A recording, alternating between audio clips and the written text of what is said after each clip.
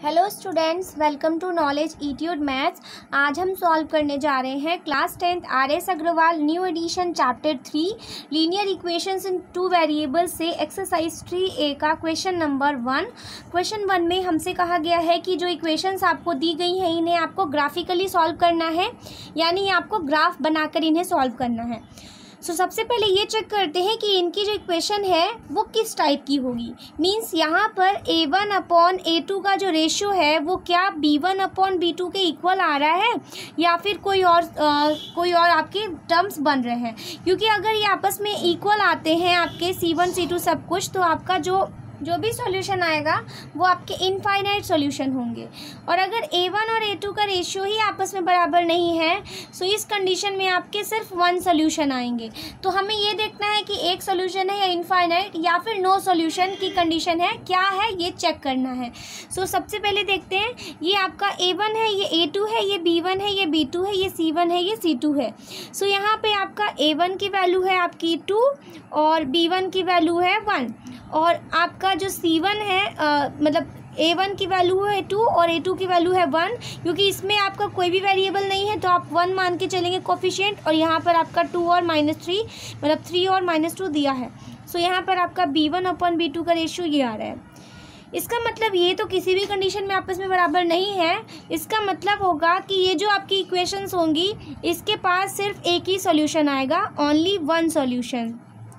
और जो भी सॉल्यूशन बनेगा वो आपकी इंटरसेक्टिंग लाइन से बनेगा, मतलब आपकी जो लाइंस होंगी वो आपस में क्या होंगी, इंटरसेक्टिंग होगी। तो अब हम यहाँ पर चेक करते हैं, ग्राफ बना करके भी देखेंगे कि यहाँ पे आपकी लाइंस इंटरसेक्ट हो रही हैं या नहीं। पहला आपका इक्वेशन ले लेती हूँ मैं, 2x + 3y = 2 के लिए जो ग्राफ बनाना है उसमें प्लॉट करने के लिए x और y की वैल्यूज़ को ले लेते हैं। अगर हम y को अगर एक साइड करें तो 2 - 2x/3 हमें ये वैल्यू मिलती है। अब हम इसमें 1/1 y की वैल्यू रखते जाते हैं। अगर मैं y की वैल्यू 0 रखूँगी तो मुझे हम यहाँ पर एक छोटा सा टेबल बनाएंगे, इसी में वैल्यूज़ को रखते जाएंगे। ठीक है, यहाँ x रखते हैं, यहाँ पे y रखते हैं। तो y की वैल्यू जब मैंने 0 रखी मुझे x की वैल्यू क्या मिलेगी, 0 = 2 - 2x/3, यानी ये 3 तो 0 हो जाएगा। 2 = 2x, 2 से 2 कैंसिल हो गया, मीन्स x = 1 मिल रहा है। y = 0 रखने पर x = 1 मिल रहा है। y अगर मैं यहाँ 2 रख देती हूँ, 1 इसलिए नहीं रखूँगी क्योंकि मेरा जो आंसर आएगा वो पॉइंट में आ सकता है, इसीलिए।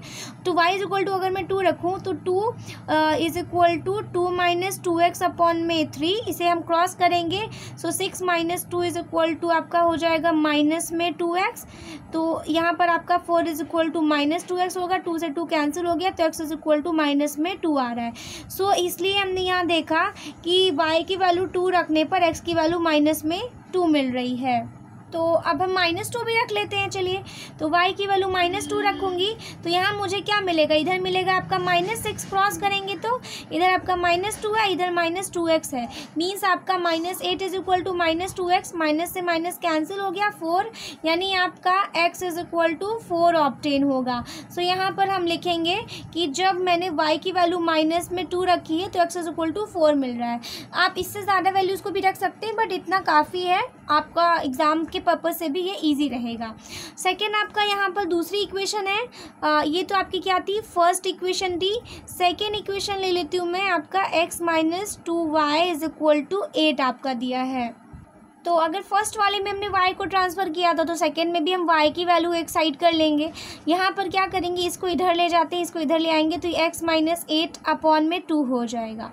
क्योंकि आपको जब ये सॉल्व करेंगे, देखिए आपको हो सकता है ना समझ में आए, देखिए x = 2y और ये आपका +8 है। ठीक है, फिर इसके बाद ये 8 इधर आएगा तो -8 हो जाएगा, x - 8, और ये 2 आपका डिवाइड में आ जाएगा। तो यही मैंने लिखा है यहाँ पे। तो अब हम लोग वैल्यू को रखते जाते हैं, इसके लिए भी एक टेबल बना लेते हैं छोटा सा, उसी में वैल्यूज़ को रखते जाएंगे। यहाँ पर भी 3 वैल्यूज़ निकाल लेंगे x और y की, यहाँ पर रखते जाएंगे। यहाँ से हम ये देख सकते हैं कि अगर मैं यहाँ पर y की वैल्यू मान लीजिए मैं 1 रखूँ तो मुझे क्या ऑप्टेन होगा, y = 1 रखने पर क्या मिलेगा, 1 = x - 8/2, मीन्स इसे हम ट्रांसफ़र कर दें तो 2 = x - 8, यानी कि आपका 10 मिल रहा है रखने पर, यानी बहुत बड़ी वैल्यू आ रही है। एक्स वाई की वैल्यू 1 रखने पर एक्स की काफ़ी लंबा ग्राफ बनाना पड़ेगा आपको।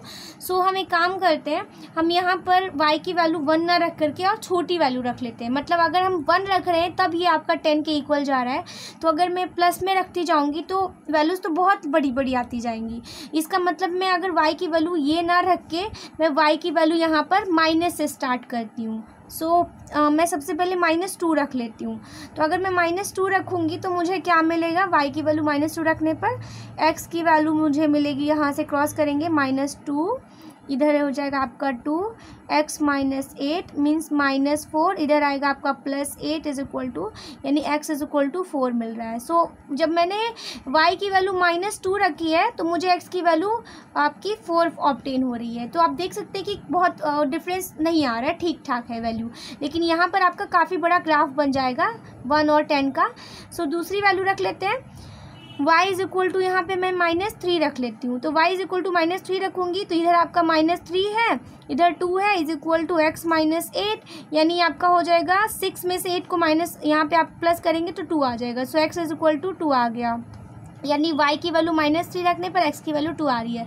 y की वैल्यू -4 रख दूँ अगर मैं, यहाँ मुझे मिलेगा -4 × 2 इज इक्वल टू x -8, क्योंकि ये इधर आएगा तो 0 हो जाएगा। x की वैल्यू मुझे 0 मिल रही है।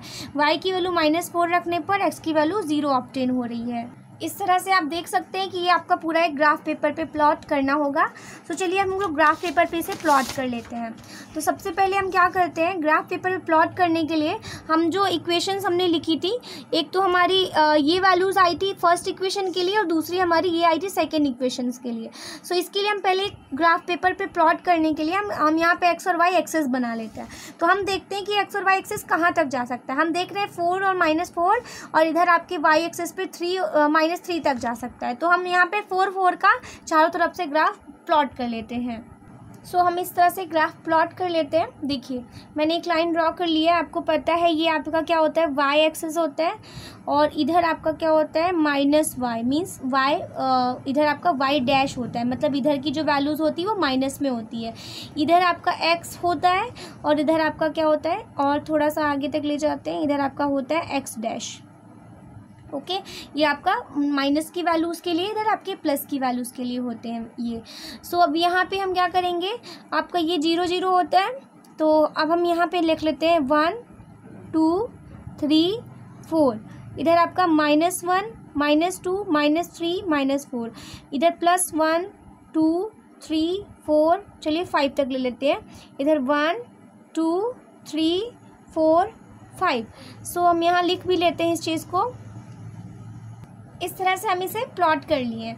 अब हम क्या करेंगे, यहाँ पर हमें जो वैल्यूज़ मिली हैं सबसे पहले वो लिख लेते हैं। 2x + 3y is equal to 2 वाली इक्वेशंस में आपको क्या क्या वैल्यू मिली है, एक आपका 1, 0 मिला है, x पहले होता है फिर y होता है, दूसरा आपका मिला है -2, 2 मिला है, और तीसरा मिला आपका 4, -2 मिला है।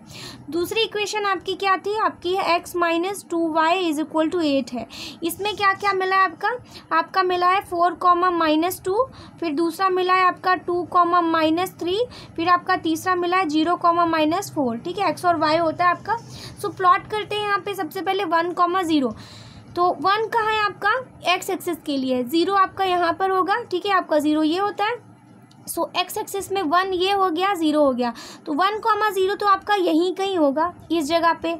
ठीक है, जहाँ पे आपका होता है वहाँ पे आप डार्किश कर लेंगे, यहाँ लिख देते हैं 1, 0।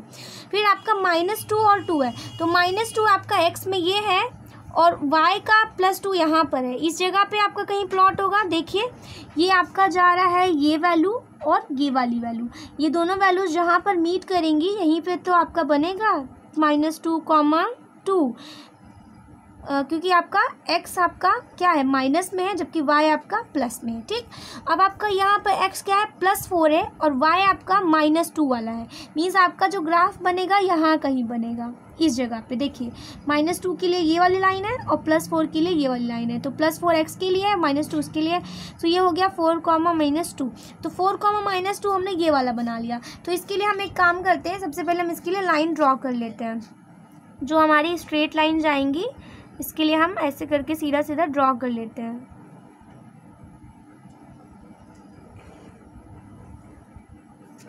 इस तरह से हमने ड्रॉ कर ली। अब क्या करते हैं, अब हम लोग एक्स दूसरी वाली इक्वेशन को देख लेते हैं, 4 -2। सो यहाँ पे 4 आपका अब इसके लिए 4 आपका ये +4 है, तो यानी x का ये +4 होगा और -2, तो 4 -2 तो आपका यही पॉइंट हो गया, सेम पॉइंट मीट हो गया, कोई प्रॉब्लम नहीं। ठीक है, यहीं पे आपका दूसरा वाला 2 -3, तो 2 है यानी x एक्सिस है और -3 यानी कि ये वाला पॉइंट है। सो 2 -3 आपका यहाँ कहीं होगा, इस जगह पे कहीं होगा। ये है आपका 2 -3 और दूसरा आपका 0 -4 है। सो 0 ये है और -4 यानी y के लिए -4 है ना, तो 0 -4 आपका कहाँ होगा, यहाँ कहीं होगा, यही तो है आपका 0 -4। सो इस वाले लाइन को भी आप क्या करिए, मिला दीजिए।